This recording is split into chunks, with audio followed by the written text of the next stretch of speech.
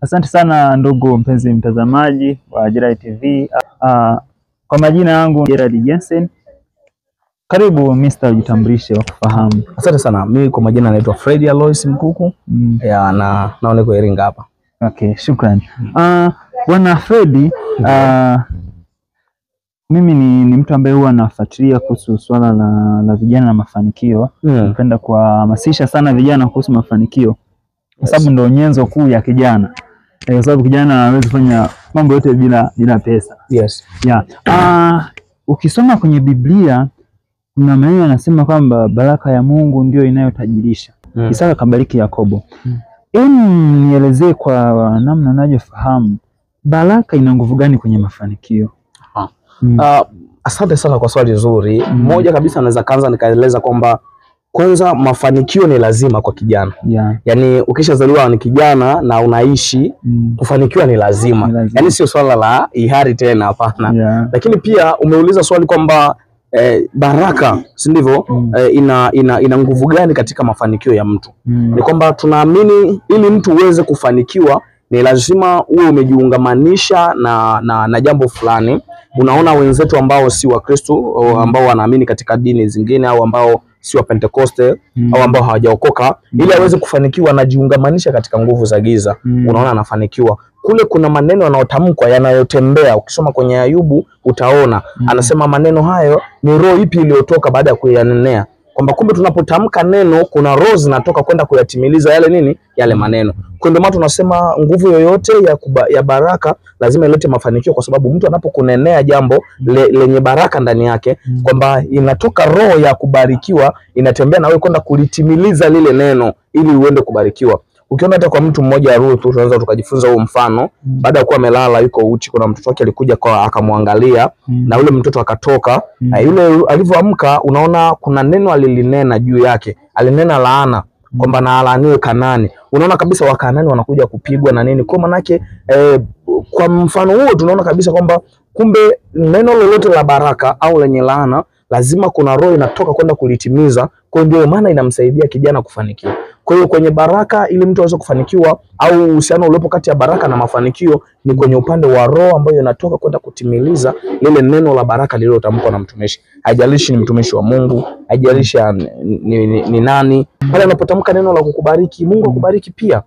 Unaona lile neno iko roho inatoka inaenda kulitimiza kwamba Mungu akubariki. Unaona roho inatoka kwenda kulitimiza lile neno. Unaona yule mtu mafanikio yake yanabadilika. Kwa hiyo kwa mimi of course naweza nikasummarize hivyo kwamba uhusiano uliopo kati ya hii baraka na mafanikio ni kwamba kwenye baraka ipo roho ambayo inatoka kwa ajili ya kwenda kutimiza zile baraka ambazo mtu amenenea. Okay. Nataka niulize swali moja. Ndio. Naweza mimi kama kijana naye tafuta mafanikio. Yes. Naweza nikaipata baraka pasipo kutoa, kwa sababu nimefuatilia ulivyokuwa naongea kwamba ukitoa vitu kwa wahitaji, wasiojiweza, yatima, unapata baraka, wanakutamkia ubarikiwe. Na nikisoma Biblia inaniambia mpaka Yakobo anabarikiwa na Isaka.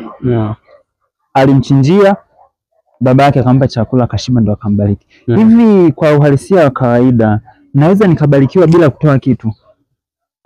Asante, swali zuri.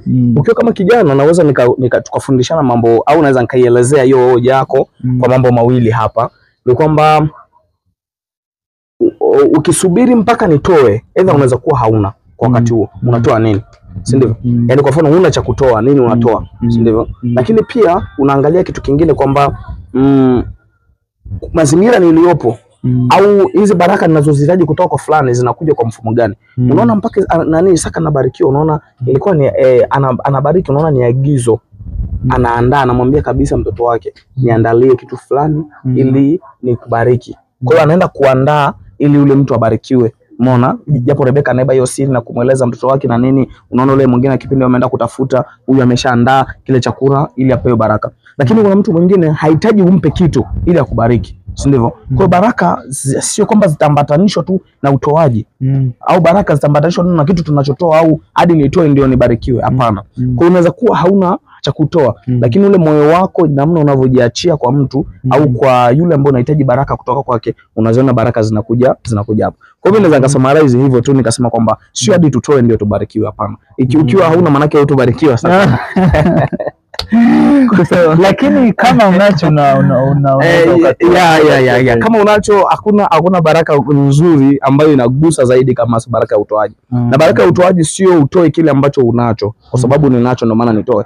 Toa kile ambacho unahisi kabisa hichi kilikuwa ni nafasi ya share yangu ambayo nilikuwa nimeshaiweka kwamba hii ni akiba yangu. Ukitoa unaona yule mama anapika konde moja, anamwambia mtumishi wa Mungu kwamba nimebakiwa na ile konde ile nile na mwanangu tufe. Kwa naona analitoa lile baraka zina. Kwa hiyo maana yake ukitoa ile balance yako ya mwisho ile kwa mebaki, unaona Mungu anaanzia hapo kukubariki. Usitoe kwa sababu nina milioni 3 sana nitoe 10,000 nitabarikiwa kwa 10,000 ndio toa.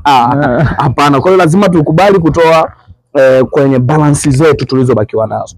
Kwa hiyo hii pia ni nzuri kwa vijana ambao tunatafuta maisha na ambao tuko makanisani. Lazima tuelewe kwamba kuna kipindi tuzitoe akiba zetu kwa Mungu na sio kwa watu, ili tuweze kuzipokea baraka za Mungu. Baraka za wanadamu si zote zinatimia, lakini baraka za Mungu siku zote haziepukiki wala hazizuiliwi na chochote. Kwa hiyo ili tuzikubali baraka za Mungu ambazo zitadumu na sisi miaka yote. Unaona Mungu anamwahidi Ibrahimu, nitakufanya kuwa baba wa mataifa, na ni kweli kwa uzao wake unakuja watu kina Daudi, anakuja Yesu humo. Kwa hiyo unaona tayari anamtengeneza kuwa baba kwa mataifa. Kwa Mungu akitubariki kama si vijana ambao tuko makanisani, tunayo neema kubwa tu ya sio hadi tujieleze. Ni kweli kabisa. Okay, Bwana Fredi, mimi nipende kushukuru kwa kuwa umetufuatilia, lakini pia nikushukuru Bwana Fredi Mpuku kutoka Mpuku TV. Asante sana. Nashukuru sana kwa kuwepo pamoja nami. Asante sana. Na natumai mtazamaji amepata kitu cha kujifunza. Yes, asante. Asante ndugu mtazamaji, tutaendelea kuwa naye kwa wakati mwingine. Shukrani kwa kutufuatilia. Asante.